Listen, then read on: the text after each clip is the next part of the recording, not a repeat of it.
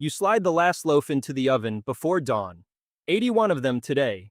You count them the way you count them every day. The floor moves under you, a small shudder, gone in a second. You steady the peel against the wall and wait. It doesn't come again. The ground does this here. It has done it your whole life. You have 18 hours left and every reason in the world to stay. The day you decided to stay.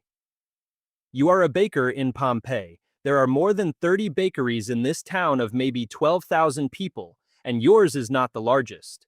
But it has 2 millstones, a good oven, and a stone counter your father cut.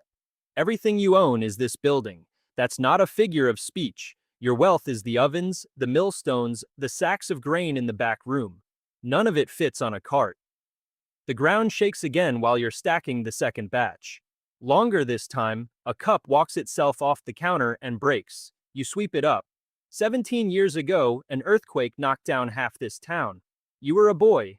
You remember your father rebuilding this wall by hand, and you remember that everyone came back, and everyone rebuilt, and the bread was selling again within the month. That is the lesson this town learned. The ground shakes, and then it stops, and then life goes on. The town is still rebuilding from it. There are cranes and scaffolds on half the public buildings. Nobody thinks of that as a warning. They think of it as a construction project. At mid-morning, the boy who draws your water comes back with an empty bucket. The water boy. The well's gone dry, both wells. You tell him to try the fountain on the next street.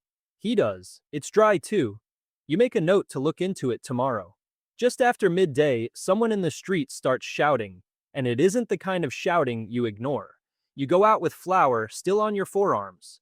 Above the mountain, the green one, the one with the vineyards on its slopes, the one nobody in Pompeii has ever called a volcano because nobody alive has ever seen it do anything, a column of cloud is climbing into the sky, not drifting, climbing, straight up faster than anything that size should move, spreading at the top into the shape of an umbrella pine. A boy across the bay will write about this column when he is an old man.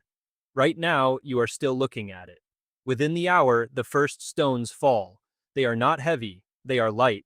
Pumice, white and gray, the size of a fingernail, and they clatter off the roof tiles like hail that forgot how to melt. You can hold one in your palm. It weighs almost nothing. Your neighbor is loading a cart.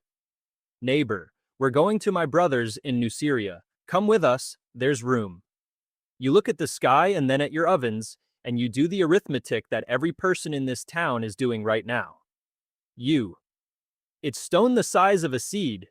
Go on, I'll come tomorrow if it doesn't stop. He goes. He lives.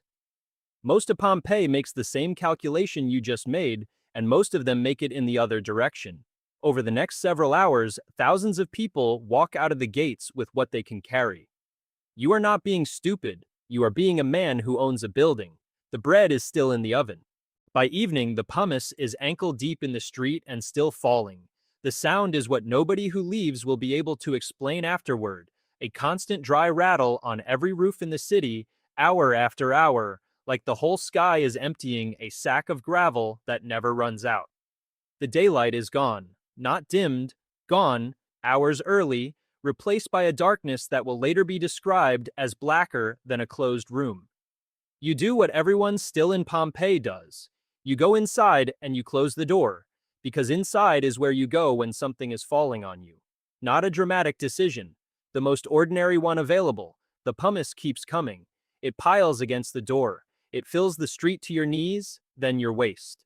On the roof above you, it accumulates in a layer that gets heavier every hour. And pumice that weighs nothing in your palm weighs a great deal when it is 3 feet deep across an entire roof. Somewhere in the dark nearby, a roof fails. A crack, then a long collapse, then shouting that stops. Your choice now is a genuinely terrible one.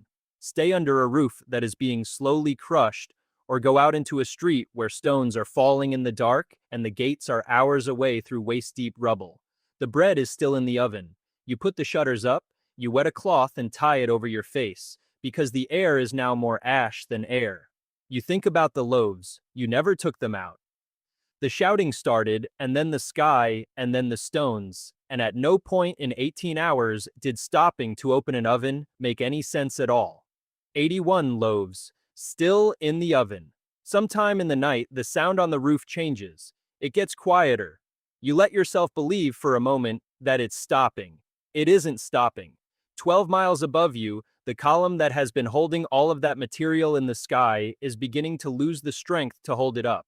The column collapses. What comes down the mountain is not lava. It is a moving wall of gas, ash, and rock, a pyroclastic surge traveling at highway speed at a temperature of several hundred degrees. It reaches Herculaneum first on the coast, closer to the mountain. At the shoreline there, more than 300 people are waiting in stone boat chambers for a rescue by sea that never arrives. They are found in 1980, still waiting.